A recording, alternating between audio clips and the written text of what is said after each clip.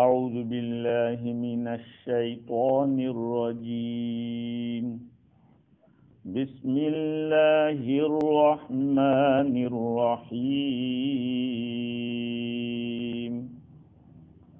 ان الذین توفاهم الملائکۃ ظالمی انفسهم قالوا فیم کنتم قالوا كنا مستضعفين في الأرض قالوا ألم تكن أرض الله واسعة فتهاجروا فيها فأولئك مأواهم جهنم وساءت مصيرا إلا المستضعفين من الرجال والنساء والولدان لا يستطيعون حيلة ولا يهتدون سبيلا فأولئك عسى الله أن يعفو عنهم وَكَانَ اللَّهُ عَفُوًّا غَفُورًا صدق اللہ العظیم۔ بزرگوں، پیارے بھائیوں، یہ جو آیتیں پڑھی ہے ان آیتوں میں بہت ہی اہم مضمون بیان کیا ہے، اور وہ مضمون ہے ہجرت کا۔ ہجرت کس کو کہتے ہیں؟ عربی زبان میں ہجرت ایسے چھوڑنے کو کہتے ہیں، اور شریعت میں ہجرت کہتے ہیں وطن چھوڑنا دین کے خاطر، جس کو کہتے ہیں مائگریشن، ٹو مائگریٹ، ایک ملک کو چھوڑ کر یا ایک وطن کو چھوڑ کر دوسری جگہ چلا جانا، یہ ہجرت کہلاتا ہے۔ ہجرت آج بھی فرض ہے، آج بھی ہجرت فرض ہے۔ جس ملک میں آپ رہ رہے ہیں اس ملک میں آپ کے لیے شریعت کے احکام کو پورا کرنا مشکل ہو جائے، آپ کو اذان دینے سے روکا جائے، آپ کو نماز سے روکا جائے، جب اس طرح کی باتیں ہونے لگے تو پھر اب آپ کو ہجرت کرنا ضروری ہو جاتا ہے، اور خصوصاً دارالکفر سے، جہاں کافروں کی حکومت ہو اور وہ آپ کو روک رہے ہو کہ نہیں یہاں اذان نہیں دے سکتے، یہاں آپ کلمے کے ساتھ رہ نہیں سکتے، نماز نہیں پڑھ سکتے، تو آپ پر فرض ہو جاتا ہے کہ اس جگہ کو چھوڑ دو اور ایسی جگہ پر چلے جاؤ جہاں پر آپ اپنے دین کے اوپر قائم رہ سکتے ہو۔ یہ آیت کریمہ اسی کی دلیل ہے، ہجرت کے فرض ہونے کی دلیل ہے۔ اچھا، حدیث میں تو یہ آیا کہ لا ہجرت بعد الفتح، فتح مکہ کے بعد اب ہجرت نہیں رہی، اس سے کیا مراد ہے؟ جب مکہ فتح ہو گیا تو کیا ہو گیا؟ دارالاسلام ہو گیا، اب وہاں سے ہجرت نہیں، کہ دارالاسلام ہو گیا ہے، اب وہ دارالاسلام رہے گا، تو دارالکفر سے نکلنے کا نام ہجرت ہے۔ تو مکہ مکرمہ سے تو اب ہجرت نہیں ہوگی، لیکن دنیا کے کسی بھی کونے میں آپ رہ رہے ہیں اور وہاں کا بادشاہ کافر ہے اور وہ آپ کو دین کے کاموں کو کرنے سے روکتا ہے، شاعر اسلام سے روکتا ہے، کہا نہیں اس ملک میں آپ اذان نہیں دے سکتے، نماز نہیں پڑھ سکتے، آپ اسلامی لباس، شرعی لباس نہیں پہن سکتے، آپ داڑھی نہیں رکھ سکتے، یہ سب باتیں ہیں، تو پھر آپ کو اس جگہ کو چھوڑنا فرض۔ اسی لیے اس فریضے کے بہت سارے فضائل وارد ہوئے، ہجرت کی بڑی فضیلت آئی۔ مفتی شفیع صاحب رحمۃ اللہ علیہ نے لکھا ہے کہ جتنی بھی آیتوں کو ہم جمع کرتے ہیں ہجرت کے بارے میں، وہ 3 قسم کے مضامین ملتے ہیں. ایک تو یہ کہ ہجرت کے فضائل ہیں، دوسرے دنیاوی اور اخروی برکتیں ہیں. ہجرت کرنے کے بعد اللہ تعالیٰ برکتیں دیتا ہے. اور تیسری چیز کہ باوجود قدرت کے آدمی ہجرت نہ کرے تو اس پر بہت سخت وعیدیں ہیں، سخت وعیدیں. نمبر 1 جس میں ہجرت کے فضائل بیان کیے، ان الذین آمنوا والذین ہاجروا وجاہدوا فی سبیل اللہ اولئک یرجون رحمت اللہ. یقیناً وہ لوگ جو ایمان لائے اور وہ لوگ جنہوں نے ہجرت کی اور اللہ کے راستے میں جان کی بازی لگائی، وہ لوگ اللہ کی رحمت کی امید رکھتے ہیں، یعنی ان کو اللہ کی رحمت ملے گی. ایک بات. دوسری جگہ اولئک اعظم درجۃ عند اللہ، اللہ کے نزدیک ان کو بڑے بڑے درجے ہیں ہجرت کرنے والوں کے لیے. اور تیسری بات وَمَن يَخْرُجْ مِن بَيْتِهِ مُهَاجِرًا إِلَى اللَّهِ وَرَسُولِهِ ثُمَّ يُدْرِكْهُ الْمَوْتُ فَقَدْ وَقَعَ أَجْرُهُ عَلَى اللَّهِ. جو آدمی اپنے گھر سے اللہ اور اس کے رسول کی طرف ہجرت کرتے ہوئے نکلا، پھر اس کو راستے میں موت پالے تو اس کا اجر اللہ پر ضرور لازم ہو گیا. یہاں بہت سارے احکامات ہیں. آدمی ہجرت کرنے کے لیے گھر سے نکل گیا، اسی شہر میں ہی ہے یا شہر کے قریب ہے، تو بات پکی ہو گئی کہ اس کو ثواب ملے گا اس کا، کیونکہ اس نے کام شروع کر دیا تھا. نیکی کا عمل شروع کر دو، اگر منزل تک نہ پہنچو تب بھی اللہ تعالیٰ آپ کو پورا بدلہ دے گا. سمجھے؟ اس کے بہت سارے مسائل آگے چل کے آئیں گے. کوئی حافظ بن رہا ہے، کوئی قرآن شروع کر رکھا ہے، کوئی مولانا بن رہا ہے، لیکن راستے میں دنیا سے اٹھا لیا گیا تو کوئی بات نہیں، فرشتہ اس کو بنائے گا، قیامت کے دن وہ بن کے اٹھے گا. اس لیے حافظ ماسٹر صاحب نیت کرو حافظ بننے کی، ہاں اللہ کے لیے کوئی مشکل نہیں ہے. دوسری بات یہ کہ ہجرت کی برکتیں کیا ہیں. اللہ تعالیٰ فرماتے ہیں کہ ہم ان کو دنیا کے اندر بہترین ٹھکانہ دیں گے.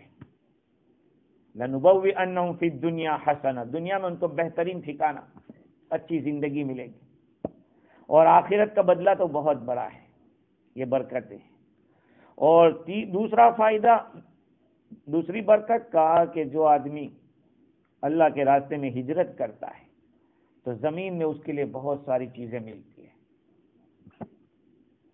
زمین میں بہت زیادہ کشادگی ملتی ہے اللہ تعالیٰ کی طرف سے، اور اس میں کوئی شک نہیں.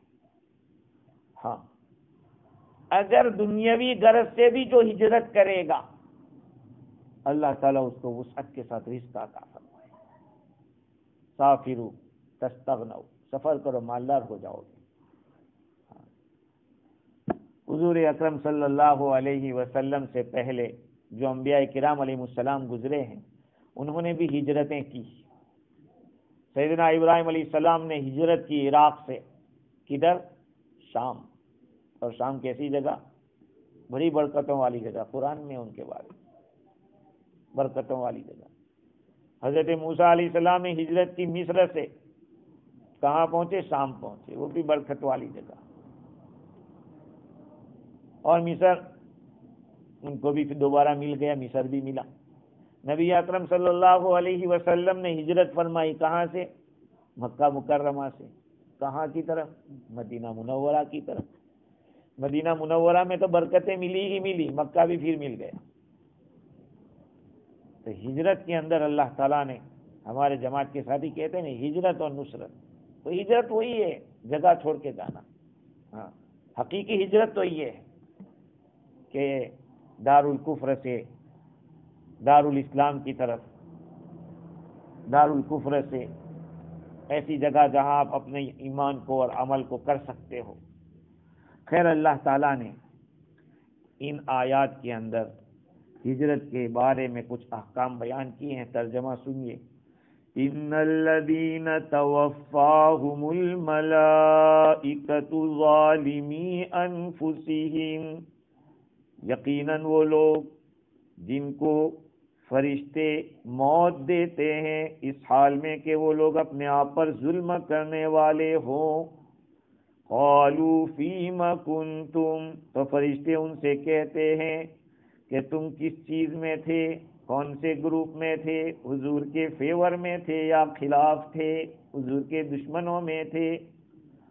قالوا كنا مستضعفین فی الارض، وہ لوگ کہیں گے کہ ہم زمین میں مغلوب تھے، دبے ہوئے تھے ہم لوگ. قالوا الم تکن ارض اللہ واسعۃ فتہاجروا فیہا، فرشتے کہیں گے کہ کیا اللہ کی زمین کشادہ نہیں تھی کہ تم اس میں ہجرت کر لیتے. فاولئک مأواہم جہنم، پس ان لوگوں کا ٹھکانہ جہنم ہے. وساءت مصیرا، اور وہ برا ٹھکانہ ہے. الا المستضعفین من الرجال والنساء والولدان، مگر وہ مغلوب لوگ، مغلوب یعنی مرد اور عورتیں اور بچے، لا یستطیعون حیلہ، جو تدبیر نہیں کر سکتے، ولا یہتدون سبیلا، اور نہ کوئی سبیل یا کوئی راستہ پا سکتے ہیں. فَأُولَئِكَ عَسَى اللَّهُ أَن يَعْفُوَ عَنْهُمْ، یہی وہ لوگ ہیں کہ اللہ سبحانہ و تعالی امید ہے کہ ان سے درگزر فرماوے. وَكَانَ اللَّهُ غَفُورًا رَحِيمًا، اور اللہ تعالی معاف کرنے والا بخشنے والا ہے. دیکھیے یہ آیت کریمہ یا تو پاسٹ ٹینس ہے یا فیوچر والا ٹینس ہے. توفاہم الملائکہ، اگر پاسٹ ٹینس ہے تو اس کا مطلب کہ پہلے اس طرح ہو چکا ہے، اور اگر فیوچر والا ہے تو ہر آدمی سے فرشتے پوچھتے ہیں. توفا کے معنی موت دینا، موت تو اللہ دیتا ہے، فرشتے تھوڑی دیتے ہیں. یہاں تو کہا کہ اللہ یقیناً وہ لوگ جن کو فرشتے موت دیتے ہیں، تو فرشتے ڈائریکٹ روح نکالنے والے فرشتے ہیں، آرڈر کرنے والے اللہ ہیں. ملک الموت جو ہے وہ فرشتوں کے سردار ہیں، اور ان کے ساتھ اور بہت سارے ہیلپرز ہوتے ہیں، وہ روح نکالنے میں مدد کرتے ہیں. تو کوئی حرج نہیں ہے، اصل تو روح قبضہ کرنے کا جو حکم ہے وہ اللہ کا ہے، موت دینے والی ذات اللہ کی ہے. لیکن اللہ تعالیٰ نے اسباب کے لیے کچھ کام سونپ رکھا ہے فرشتوں کو، کہ یہ کام، یہ ڈیوٹی جبرائیل السلام کی ڈیوٹی میسیج لانے کی، بارش کی ڈیوٹی حضرت میکائیل علیہ السلام کی، اور سور میں پھونکنے کی ڈیوٹی اسرافیل علیہ السلام کی، اور موت کی روح نکالنے کی ڈیوٹی اسرائیل علیہ السلام کی ہیں. یہ ڈیوٹی اللہ آتے تو اللہ کے حکم کے بغیر کچھ کرتے نہیں ہیں. تو اللہ تعالیٰ فرماتے ہیں کہ وہ لوگ جن کو فرشتے موت دیتے ہیں اس حال میں کہ وہ اپنے آپ پر ظلم کرنے والے ہو، جن کی روح نکالی جا رہی، جو مر رہے ہیں، اگر وہ ظالم ہوتے ہیں. بھائی کون سا ظلم وہ کرتے ہیں؟ ظلم سے کیا مراد ہے؟ ظلم سے بہت سارے معنی لیے جاتے ہیں. کفر بھی مراد ہوتا ہے، ان الشرک لظلم عظیم، شرک بہت بڑا ظلم ہے، کفر بھی ظلم ہے. اور شرک کے معنی گناہ کے بھی آتے ہیں. فمنہم ظالم لنفسہ، ان میں سے بعض لوگ اپنے آپ پر ظلم کرنے والے یعنی نافرمانی کرنے والے ہیں. یہاں پر ظلم سے کیا مراد ہے کہ مرنے والا اگر اپنے آپ پر ظلم کرنے والا ہو تو فرشتے ان کو فرماتے ہیں. تفسیر مظہری میں لکھا ہے کہ اس سے مراد ہجرت کا فریضہ چھوڑنے والا، جس پر ہجرت فرض تھی اور اس نے ہجرت نہیں کی، ایسے آدمی سے فرشتے کہتے ہیں. یا یہ کہ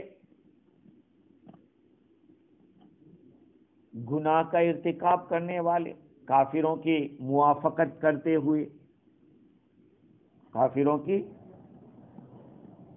مشرکین کے ساتھ رہنے والے، ان کو تو چھوڑ دینا چاہیے تھا وہاں پر، لیکن ان کے ساتھ پڑے رہے. ان سے اللہ کے فرشتے پوچھتے ہیں فیما کنتم. تفسیر رازی میں لکھا ہے کہ اس سے مراد وہ مسلمان جو دارالکفر میں رہتے تھے اور وہیں پر رہے، ہجرت نہیں کی دارالاسلام کی طرف. اور ایک قول یہ بھی ہے کہ یہ آیت ایسے منافقوں کے بارے میں اتری کہ جو ایمان کا اظہار کرتے تھے مومنوں کے سامنے ڈر کے مارے، اور جب اپنی قوم کے پاس جاتے تو کفر کا اظہار کرتے تھے اور مدینے کی طرف ہجرت نہیں کرتے تھے. اللہ تعالیٰ نے ان لوگوں کے بارے میں اس آیت میں بتلایا کہ وہ اپنے آپ پر ظلم کرنے والے ہیں. کیوں بھائی؟ یا تو نفاق کی وجہ سے ظالم ہے، یا یہ کہ ہجرت نہ کرنے کی وجہ سے. دیکھو، ہجرت کا فریضہ ادا نہ کرنے کی وجہ سے ایک طرف کلمہ پڑھے ہوئے ہیں تو مسلمان ہیں، دوسری طرف کافروں کے ساتھ رہ کر ہجرت نہیں کر رہے ہیں تو ان کے ساتھ ہیں. اللہ تعالیٰ فرماتے ہیں کہ فرشتے ان سے فرمائیں گے. اب یہ آیت کن لوگوں کے بارے میں نازل ہوئی، شان نزول ان آیتوں کا کیا ہے؟ حضرت عبداللہ ابن عباس رضی اللہ تعالیٰ عنہ فرماتے ہیں کہ مسلمانوں میں سے کچھ لوگ ایسے تھے جو مشرکین کے ساتھ تھے اور ان کی میجورٹی کو ذرا بڑھاتے تھے حضور کے سامنے. اب مثال کے طور پر بدر کی لڑائی ہوئی تو مکہ کے کافر لڑنے کے لیے آئے تھے بدر کی لڑائی میں، ان میں بعض وہ مسلمان بھی آ گئے جو کلمہ پڑھے ہوئے تھے. اب جس کی وجہ سے کیا ہوا، کافروں کی تعداد زیادہ لگی ہے. کبھی کبھی ایسا ہوتا ہے کہ اپنے آدمی بھی ادھر چلے جاتے تو ایسا لگتا ہے کہ یار وہی لوگ زیادہ ہیں، ہے نا. تو روایت میں تو آتا ہے من کثر سواد قوم فہو امین او کما قال، جو آدمی کسی قوم کی میجورٹی کو بڑھائے گا وہ ان میں سے ہوگا. مثال کے طور پر تھوڑی دیر کے سمجھو کہ دیوالی ہے، پٹاخے پھوڑ رہے ہیں. اب پٹاخے پھوڑنے والے کے ساتھ ہمارے مسلمان بھی پھوڑ رہے ہیں، اس سے کیا ہوگا؟ لوگ یہی سمجھے کہ آج یہاں بہت زیادہ ہندو ہیں، یہاں بہت زیادہ پٹاخے پھوٹ رہے ہیں، یہاں دیوالی والے بہت زیادہ ہیں. اب حالانکہ ہمارے لوگ پھوڑ رہے ہیں. تو روایت کی روشنی میں تو کہا کہ ان میں سے ہم اسی لیے تو کہتے ہیں. دیکھو ایک بات یاد رکھو، شریعت کا حکم اپنی جگہ اور ایک ہے شریعت کا مزاج. شریعت کا مزاج ایسا ہے کہ شریعت عقیدے کے معاملے میں ایسی چیزوں کو برداشت نہیں کرتی ہے، وہ تو سیدھی بات کرتی ہے. نہیں، کسی قوم کا تہوار ہے ہم اس کی خوشی نہیں منا سکتے اور ہم ان کی خوشی میں اضافہ بھی نہیں کر سکتے. اس لیے کہا کہ اگر دیوالی میں آپ کے گھرے مٹھائی آتی ہے کھا سکتے ہیں آپ، لیکن آپ ان کے گھرے جاؤ اور خوشی کا اظہار کرو تو وہ کہیں گے کہ دیکھو ہماری دیوالی کے اندر لوگ آ رہے ہیں، یعنی ہمیں بڑھاوا دے رہے ہیں. فرق ہے. یہی چیز سمجھنے کی ہم لوگوں کو دین کا مزاج بناؤ کہ ہمارے ہر کام میں دین کیا کہتا ہے وہ سوچنے کا ایک جذبہ پیدا ہو کہ یہاں دین کیا کہتا ہے. اور یہ چیزیں پیدا ہوتی ہیں پوچھتے رہنے سے، مسائل پوچھتے رہو. خیر، تو عبداللہ ابن عباس رضی اللہ عنہ فرماتے ہیں کہ مسلمان مشرکوں کے ساتھ تھے جس سے مشرکوں کی تعداد زیادہ لگ رہی تھی. اب ایک تیر ادھر سے لگتا تھا تو ان میں سے کسی کو لگ جاتا تھا، مسلمان کو لگتا ہے وہ مر جاتا تھا. اس سے معلوم یہ ہوتا ہے کہ یہ جو مشرکین کی تعداد کو بڑھاتے تھے اس کا یہ مطلب کہ وہ کافر نہیں تھے اور لڑائی بھی کرتے نہیں تھے وہ لوگ. ہاں، بعض روایات میں یہ بھی آیا ہے کہ مکہ والوں میں سے کچھ لوگ اسلام کا کلمہ تو پڑھتے تھے لیکن انہوں نے ہجرت نہیں کی تھی، ہجرت میں نہیں گئے تھے، مکہ چھوڑ کے بھاگے نہیں تھے. ان میں سے قیس بن فاقہ ابن مغیرہ، وہ قیس بن ولید ابن مغیرہ اور اس طرح کے لوگ تھے. تو مشرک لوگ جب بدر کی لڑائی کے لیے نکلے سن ہجری 2 کے اندر تو یہ بھی ان کے ساتھ نکلے اور یہ کافروں کے ساتھ مارے گئے. ظاہری بات ہے کہ جب آپ مونگ پھلی کو ابالو گے تو اس میں جو کیڑا ہوگا وہ بھی تو ابل جائے گا، نہیں ہو جائے گا کہ نہیں. سیدھی بات ہے کہ ان کی تولی میں ہے تو وہ تھوڑی دیکھا جائے گا کہ مسلمان نے چھوڑ دو اس کو، نہیں. خیر، اللہ تعالیٰ نے اس آیت کریمہ میں فرمایا کہ جب ایسے لوگ جنہوں نے ہجرت فرض ہو گئی ہے اس کے باوجود ہجرت نہیں کی اور دنیا سے چھوڑ رہے ہیں، دنیا سے جا رہے ہیں، مر رہے ہیں، فرشتے آ کے پوچھتے فیما کنتم، تم کن لوگوں میں تھے، یعنی اسلام پر تھے یا کفر پر تھے، یا یہ کہ حضور صلی اللہ علیہ وسلم کی مدد میں تھے یا حضور کے ساتھ لڑنے میں تھے، کس میں تھے؟ کیونکہ کلمہ پڑھتے تھے تو یہ تو اسلام کی دلیل ہے، لیکن کافروں کے ساتھ رہنا یہ کفر کی دلیل ہے۔ تو فرشتے ان سے پوچھتے ہیں، اور یہ کہ بھئی تم نے جہاد کیوں چھوڑ دیا اور کافروں کے ساتھ رہنے کو تم نے کیوں پسند کر لیا، یہ ان سے سوال ہوتا ہے۔ اللہ تعالیٰ فرماتے ہیں فَأُولَٰئِكَ قَالُوا كُنَّا مُسْتَضْعَفِينَ فِي الْأَرْضِ، وہ کہیں گے کہ ہم زمین میں مغلوب تھے، یعنی ہمارے اندر طاقت نہیں تھی کہ ہم جاویں اور مقابلہ کریں، نکلیں۔ اللہ تعالیٰ نے، دیکھو دین ایسا ہے کہ جو معذور ہے وہ معذور، جو معذور نہیں ہے وہ معذور نہیں ہے نا، صاحب کہہ دیا کہ فلاں فلاں کیٹیگری کے لوگ ٹھیک ہے معذور، ان کو گناہ نہیں ہوگا۔ بھائی بچہ ہے، وہ اسلام میں داخل ہو گیا، اب کہاں جائے گا بچہ؟ یا یہ کہ مردوں کے اندر کچھ ایسے لوگ ہیں جیسے کہ 90 100 ایسی عمر ہو گئی جیسے بہت شیخ فانی ہو گیا، بستر پر پڑا ہے، کیسے جائے گا؟ کوئی لے جانے والا بھی نہیں ہے ساتھ میں، اس کو کیا کریں گے؟ اچھا، اسی طرح سے کوئی ایسا بیمار ہے کہ حرکت بھی نہیں کر رہا ہے تو اس کو یہ وعید نہیں ہوگی۔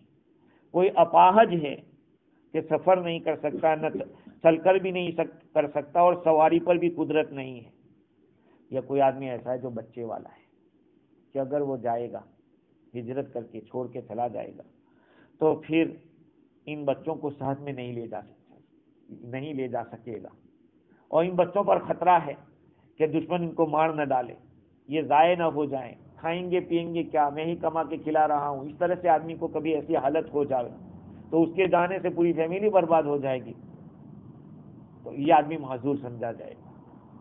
اسی طرح سے عورتیں تو ایسے بھی معذور ہیں، بہت سارے مسائل میں عورتوں کو اسپیشل مسئلے دیے گئے ہیں۔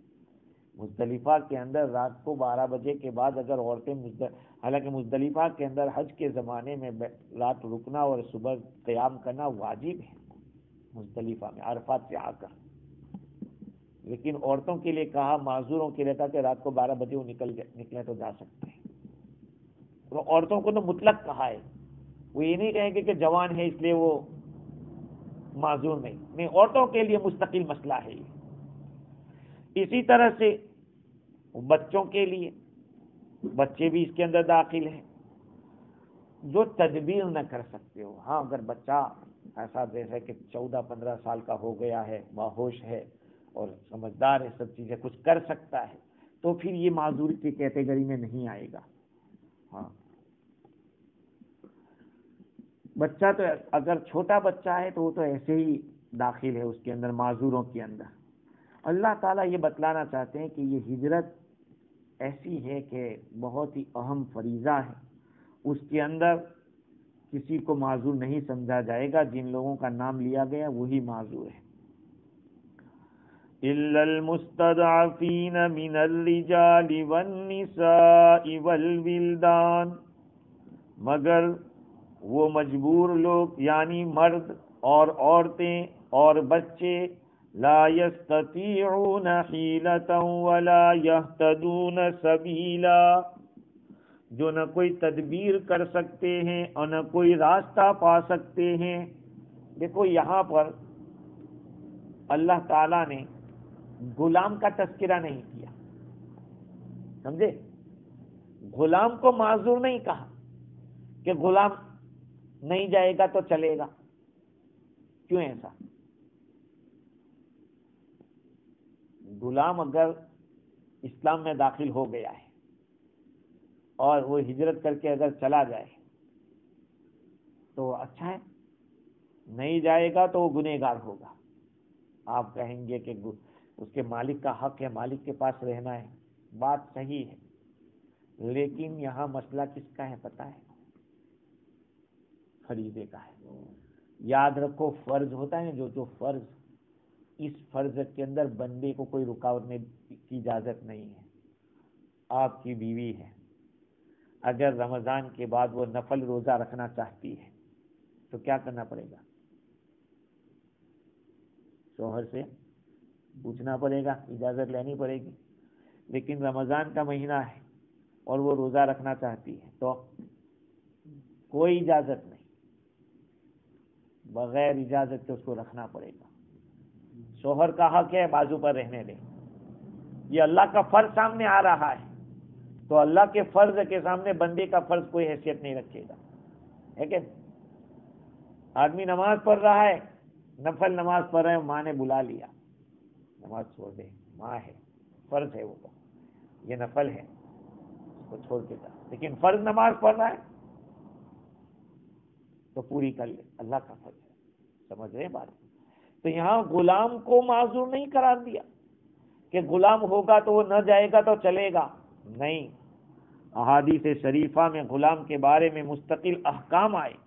محمد ابن اسحاق نے یونس بن بکیر کی ایک روایت نقل کی کہ حضور اکرم صلی اللہ علیہ وسلم کے منادی نے پکارنے واقعے نے پکارا، طائف کا جب محاصرہ ہوا، طائف کو جب گھیر لیا گیا چاروں طرف سے طائف کو، اس وقت حضور صلی اللہ علیہ وسلم کے پکارنے والے نے پکارا، ایما عبد نزل من الحصن وخرج الینا فهو حر۔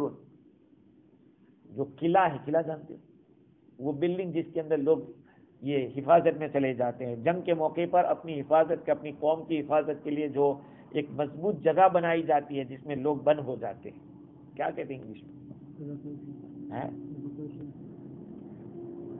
ہاں، اس کو قلعہ کہتے ہیں، قلعہ۔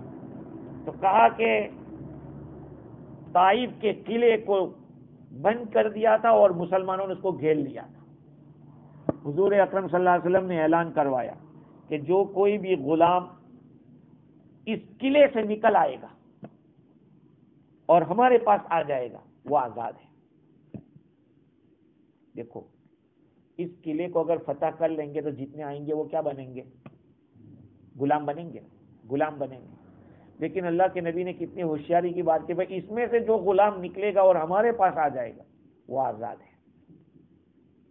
ظاہری بات ہے، ہر ایک آدمی آزادی چاہتا ہے، انسان ہے، انسان آزادی کو چاہتا ہے، اس کو بند کیا جائے تو بڑی تکلیف ہوتی ہے۔ تو قلعے سے تقریباً 10 کے اوپر لوگ نکلے، جن کا نام محمد ابن یوسف صالحی نے اپنی کتاب میں لکھا ہے۔ مسند احمد کی روایت میں کہ ابن عباس رضی اللہ عنہ فرماتے، رسول اللہ صلی اللہ علیہ وسلم نے فرمایا کہ غلاموں میں سے جو ہمارے پاس آئے گا وہ آزاد ہے۔ تو بہت سارے غلام نکلے، جس میں حضرت ابو بکرہ رضی اللہ تعالیٰ کو، ایک ابو بکر رضی اللہ عنہ الگ ہے، یہ ابو بکرہ رضی اللہ تعالیٰ عنہ ہے، وہ بھی اس میں سے نکلے۔ حضور صلی اللہ علیہ وسلم نے ان کو آزاد کر دیا۔ اور بخاری شریف و مسلم شریف کی روایت تو یہ ہے، ابو عثمان نہدی رحمۃ اللہ علیہ روایت کرتے ہیں، حضرت سعد بن ابی وقاص رضی اللہ عنہ وہ آدمی ہے جنہوں نے سب سے پہلے اسلام کے خاطر اللہ کے راستے میں تیر چلایا تھا۔ سعد بن ابی وقاص رضی اللہ عنہ، انہوں نے تیر چلایا تھا۔ اور ابو بکر رضی اللہ تعالی عنہ طائف کے قلعے کی دیوار کے اوپر تھے، وہ حضور صلی اللہ علیہ وسلم کے پاس آئے تو 23 آدمی تھے، ان میں سے 23 آدمی جو اترے اس میں سے 3rd نمبر کے یہ آدمی تھے، حضرت ابو بکر رضی اللہ تعالیٰ۔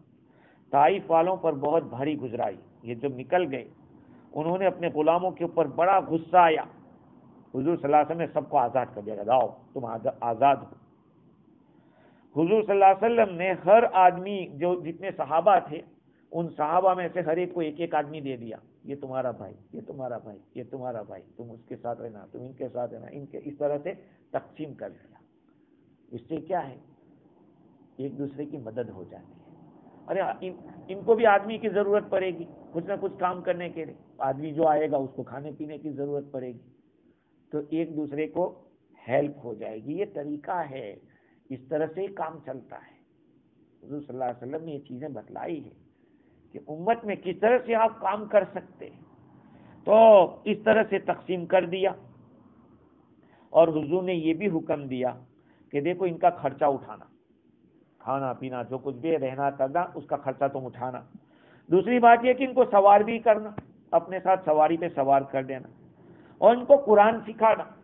یہ فرمائے ان کو قرآن پڑھتے سکھانا اور ان کو سنتیں بھی سکھاؤ، سنتیں بتاؤ. تو قبیلہ ثقیف جب اسلام میں داخل ہوا تو ان کے جو شریف لوگ تھے قبیلہ ثقیف کے، ان لوگوں نے اپنے غلاموں کے بارے میں بات چیت کی حضور سے. اس میں حارث بن کلابی کہ ان کو ہمارے پاس واپس کر دو. حضور نے فرمایا کہ نہیں، اولئک اتقاء اللہ لا سبیل الیہ، یاد رکھو وہ آزاد ہو گئے، اب غلامی نہیں ان کی، وہ آزاد رہیں گے. اب سوچئے اس وقت کا منظر کیسا رہتا ہوگا، اور ان صحابہ کی خوشی کا کیا عالم ہوگا جن لوگوں کو آزاد کیا گیا ہے. یہ بھی ایک زندگی ہے بھائی.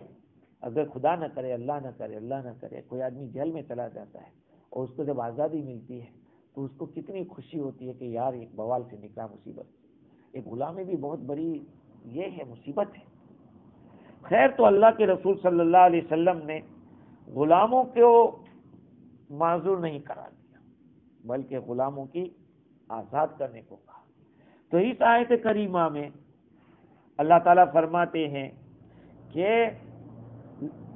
ان لوگوں کو کوئی پرابلم نہیں ہوگا، ان لوگوں کو یہ وعید نہیں ہوگی اگر یہ لوگ ہجرت نہیں کیے. جیسے بچے عبداللہ بن عباس رضی اللہ تعالیٰ عنہ فرماتے ہیں کہ میں بھی انہی میں سے تھا، میں بھی انہی میں سے تھا. حضور اکرم صلی اللہ علیہ وسلم جب ہجرت فرما کے گئے اس وقت ابن عباس رضی اللہ عنہ کی عمر 3 سال کی تھی. 3 سال کی. حضور کی وفات کے وقت 13 سال کی عمر تھی. وہ فرماتے ہیں کہ ہمارا بھی یہی حال تھا. وہ اندر سے اسلام میں داخل ہو گئے تھے. دیکھو حضور کے جتنے بھی چچا ہیں ان چچاؤں میں 2 ہی اسلام میں داخل ہوئے. ایک حضرت عباس رضی اللہ عنہ اور دوسرے حضرت حمزہ رضی اللہ عنہ. یہ 2 اسلام میں داخل ہوئے. بعض روایت سے پتہ چلتا ہے کہ حضرت عباس تو حضور کے بچپن سے ہی داخل ہو گئے تھے. ایمان یعنی ان کے دل میں گھر کر گیا تھا، کیونکہ آپ صلی اللہ علیہ وسلم ایسے لیتے رہتے تھے، چاند آتا تھا حضور ایسے انگلی سے اس کو گھماتے تھے، وہ چاند کے دیکھتے گھومتا تھا چاند. تو بچپن ہی سے حضور کے یہ کمالات دیکھ کر حضرت عباس رضی اللہ عنہ کے دل کے اندر یہ بات تو ہو ہی گئی تھی. خیر، تو حضرت ابن عباس رضی اللہ عنہ فرماتے ہیں کہ ہمارا بھی حال مکہ میں ایسا ہی تھا کہ ہجرت کرنا چاہتے لیکن کر نہیں سکتے تھے، بچے تھے وہ. اور بہت سارے ایسے بھی لوگ تھے کہ نکلنا بھی چاہتے تو ان کے رشتہ دار مار پیٹ کے ان کو اندر کرتے، نہیں جانے دیتے. اللہ تعالیٰ فرماتے کہ اگر ایسے معذور لوگ ہیں فَأُولَئِكَ عَسَى اللَّهُ أَن يَعْفُوَ عَنْهُمْ، بس یہ وہ لوگ ہیں کہ اللہ امید ہے کہ اللہ تعالیٰ ان سے درگزر کر دے. وَكَانَ اللَّهُ عَفُوًّا غَفُورًا، بے شک اللہ تعالیٰ معاف کرنے والا، درگزر کرنے والا، معاف کرنے والا، بخشنے والا ہے. یہاں پر ایک سوال ہوتا ہے، وہ یہ ہے کہ اللہ تعالیٰ نے یہ فرمایا کہ یہ معذور لوگوں پر امید ہے کہ اللہ معاف کر دے. ارے بھائی وہ تو عاجز ہے، پھر امید کی کیا بات؟ اور معاف کرنے کی ضرورت کہاں ہے؟ معاف تو ان کو کیا جاتا ہے جو قصوروار ہو. سمجھ میں آئی بات؟ جب قرآن نے کہہ دیا کہ یہ لوگ اس وعید میں داخل نہیں ہیں، جیسے کہ وہ مرد جو اپاہج ہے، بیمار ہے یا اتنے کمزور ہے، وہ بچے، اسی طرح سے عورتیں، ان لوگوں کا تذکرہ ہوا، تو ان لوگوں کو یہ وعید نہیں لگے گی. اب سوال یہ ہے کہ پھر معاف کرنے کی ضرورت کہاں ہے؟ معاف کس کو کیا جاتا ہے؟ قصوروار کو معاف کرتے ہیں. میں آپ کو کہوں کہ معاف کر رہا، کیا تمہیں کیا قصور کیا کہ میں معاف کروں؟ اب یہ کوئی سوال ہوگا؟ اللہ تعالیٰ فرماتے کہ اللہ ان کو معاف کر دیں گے اور درگزر فرمائیں گے. تو ایک سوال یہ ہوتا ہے کہ جو ہجرت سے عاجز ہے، عاجز آدمی کو تو مکلف ہی نہیں کیا گیا. چھوٹا بچہ اگر نماز نہیں پڑھے گا اللہ تعالیٰ نہیں پوچھے گا کہ تو نے 7 سال کی عمر میں نماز کیوں نہیں پڑھی تھی، وہ مکلف ہی نہیں. تو غیر مکلف کو تو سوال ہوتا نہیں. لا یکلف اللہ نفسا الا وسعہا، اللہ تعالیٰ بندے کو اس کی طاقت سے زیادہ کا مکلف نہیں کرتا ہے. تو پھر بخشش تو ہوتی ہے پکڑ گناہ پر، اور گناہ یہاں ہوا نہیں ہے. جب یہ مکلف ہی نہیں ہے تو سزا بھی نہیں ہونی چاہیے. اور معافی تو گناہ کے ساتھ متصور ہو سکتی ہے. اور دوسری بات یہ ہے کہ معاف کرنے کو بھی امید کے لفظ سے کہا. عسا، عسا کے معنی امید ہے، پرفیکٹ بات نہیں کہی. ہو سکتا ہے کہ نہ بھی معاف کرے. بھئی میں نے ایک اپلیکیشن دی رکھی، امید ہے کہ اس میں میری بات سن لی جائے. تو امید کا تو یہ مطلب ہے کہ کچھ پرسنٹیج نا امید بھی ہے. یہ دو سوال یہاں پر ہوتے ہیں. اس کا جواب یہ ہے کہ یہ لوگ معذور تو ہے، لیکن کبھی کبھار یہ معذور بھی طاقتور بن سکتا ہے. جیسے کہ عورت ہے تو معذور، لیکن اس کا شوہر جا رہا ہے، کہتے کہ نہیں میں تو یہی رہوں. کبھی اس کی معذوری، عورت تو معذور میں شمار کی گئی، لیکن اس کے پاس حالات ہے کہ وہ جا سکتی ہے، پھر بھی نہیں گئی تو پکڑ ہو سکتی ہے، اس کی پکڑ ہو سکتی ہے. اور دوسری بات یہ ہے کہ اگر وہ تھوڑی تکلیف اٹھا لے، مشقت برداشت کر لے، تو وہ ہجرت کر سکتے ہیں. لیکن مشقت برداشت کرنے کے لیے تیار نہیں ہے. ایک بڈھا ہے اور یہ سوچتا ہے کہ میں تو بڈھا ہوں، بس اب کیا ہے. اگر یہی تھوڑی سی تکلیف اٹھا لے تو وہ ہجرت کر سکتا ہے، لیکن نہیں اٹھائی اس نے تو ظاہری بات ہے کہ یہ بھی ایک قسم کا جرم ہے. اس جرم پہ پکڑ ہونی چاہیے. تو ایسا کچھ ہوا تو پھر اللہ سبحانہ و تعالیٰ سے امید رکھی جا سکتی کہ اللہ تعالیٰ معاف کر دے.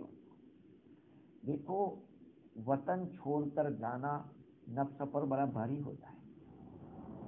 ایک آدمی نے کسی جگہ کو اپنا وطن بنا لیا. مجھے پوچھو آپ، میں جب نیوزی لینڈ میں تھا اور 5 سال ایک جگہ رہا، بیوی بچوں کے ساتھ، بچے 2 پیدا ہوئے، لوگوں کے ساتھ ایسے تعلقات ہو گئے، اور جیسے کہ وطن بنا لیا ہے. 5 سال ایک لمبی مدت ہوتی ہے.